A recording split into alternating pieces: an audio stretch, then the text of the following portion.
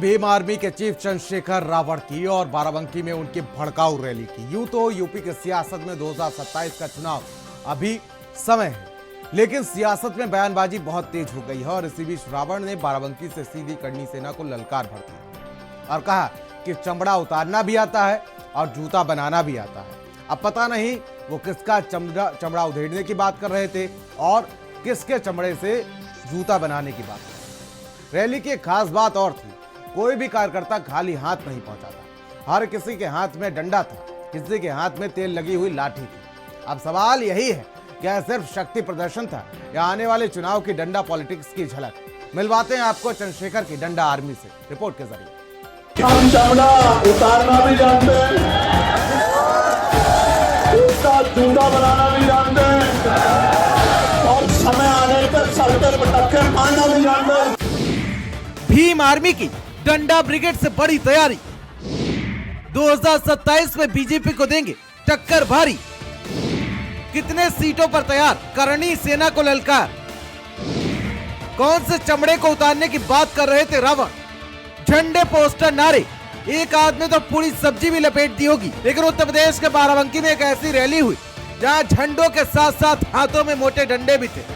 लाखों की भीड़, डंडों की कतार और मंच से गरजते हुए नेता। ये कोई साधारण राजनीतिक सभा नहीं थी, ये था शक्ति प्रदर्शन।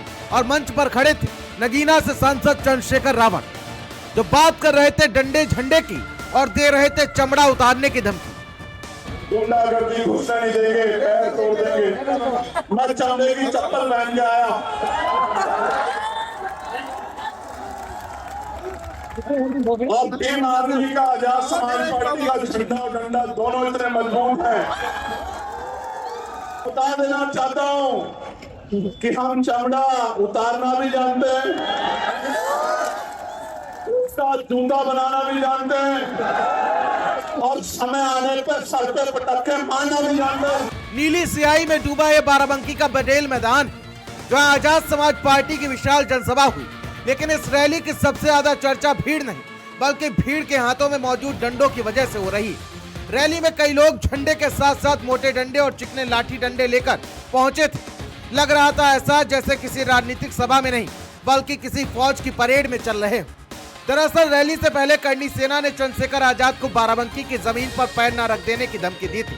लेकिन चंद्रशेखर आजाद रैली में पहुंचे और मन से सीधे चुनौती दे डाली। उन्होंने कहा, हम संघर्ष करने वाले लोग हैं, धमकियों से डरने वाले नहीं। मैं कहना नहीं चाहता था, लेकिन ये बात बतानी जरूरी है। हालांकि मैं इन सब चीजों से डरता नहीं, लेकिन प्रशासन को भी पता हो कि अब जब हम आ रहे थे, एक पुल पे चल के कुछ लोगों ने पत्थरों से, ईंट के टुकड़ों से हमारी गाड़ी पे उनको फेंकने का काम किया। उनको लगता है कि इन चीजों से हम लोग कर सकते हैं। हम पे हमला नहीं, मेरा भरोसा करो, ये उत्तर प्रदेश की कानून व्यवस्था पे हमला। रैली में चंद्रशेखर आजाद ने कहा, हम चमड़ा उतारना भी जानते हैं और उसका जूता बनाना भी जानते हैं। यह बयान भीड़ के बीच तेजी से गूंजता है। हालांकि इसके बाद उन्होंने ये भी कहा कि वह संविधान को मानने वाले सज्जन लोग हैं, लेकिन सियासत में यह बयान अब नई बहस छेड़ चुका है। उत्तर प्रदेश की सियासत में अभी 2027 का चुनाव दूर है, लेकिन तैयारी अभी से शुरू हो चुकी है।